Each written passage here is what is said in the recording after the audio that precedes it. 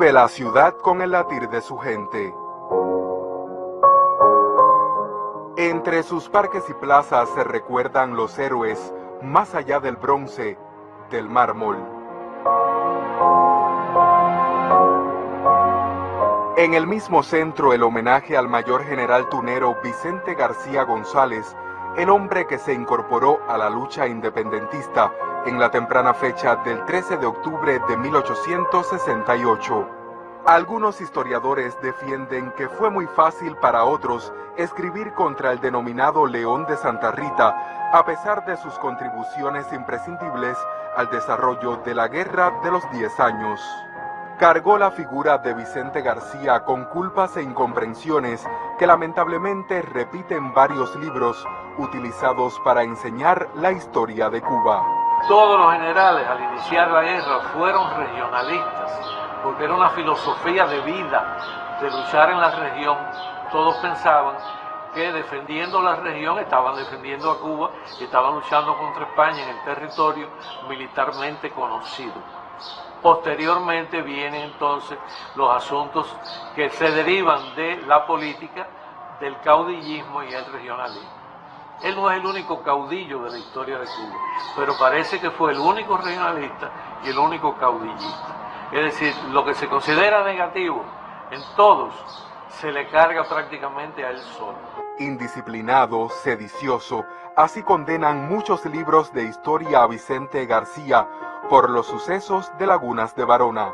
Lo que pasó en Lagunas de Barona podía haber pasado en cualquier lugar, porque se sabe que la oficialidad del Ejército Libertador estaba muy disgustada en cómo el gobierno de la República en armas se estaba comportando.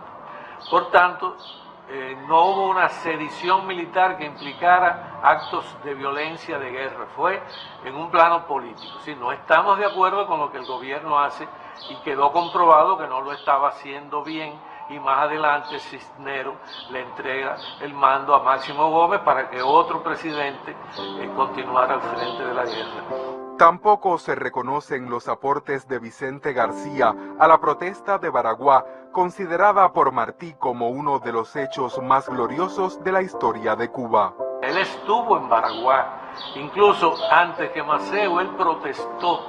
Martínez Campos se entrevista con él, porque él era el presidente de la República en armas. No se puede terminar la guerra de un país sin haber hablado con su presidente.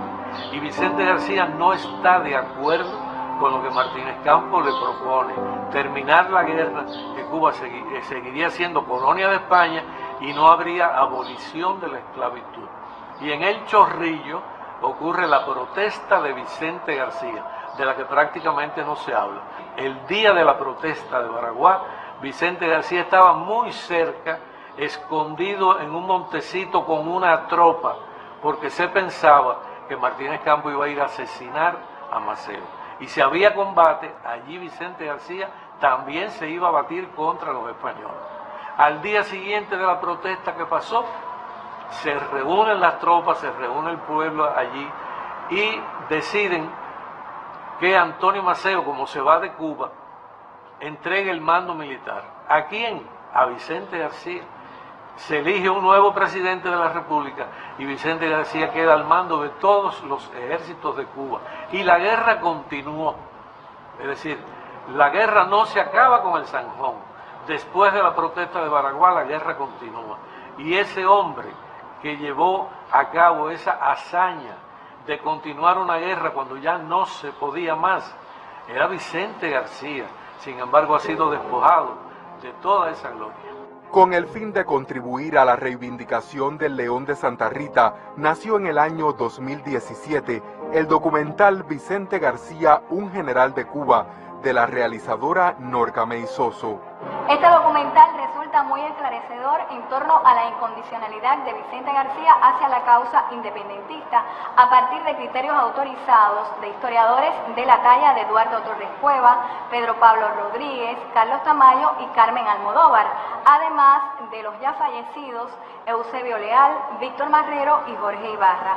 Ellos arrojan luz sobre determinados aspectos polémicos en torno a Vicente, pero también sobre el rol organizativo de él con relación a a la contienda, porque Vicente tuvo un papel vital en los preparativos de la guerra y eso es desconocido. En ella se mantuvo luchando de manera inclaudicable y solo en el momento justo en que él depone las armas es que se da por finalizada la contienda. Muchos criticaron el carácter del jefe Mambí, pero lo cierto es que no puede ignorarse su valentía, sus conocimientos militares, el humanismo del hombre imbatible ante las tropas españolas, el general adorado por sus subordinados porque los llevaba siempre a la victoria. No se puede ocultar la verdad histórica. Vicente García fue jefe militar del Departamento Oriental y del Camagüey en comisión. Él fue secretario de la guerra, fue presidente de la República en armas. Él no hizo campaña para que lo eligieran presidente, lo nombraron presidente en ausencia de él, se enteró varios días después.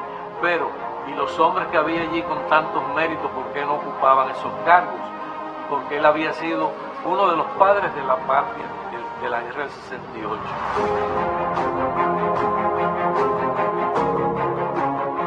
Poco se conoce sobre los aportes realizados a la causa independentista cubana por la patriota Brígida Saldívar, esposa del mayor general Vicente García González. A su figura dedicaremos el próximo capítulo de esta serie de reportajes. Desde Las Tunas, Raúl Verdesie, Joan Bárcena y Gianni López Brito, Sistema Informativo de la Televisión Cubana.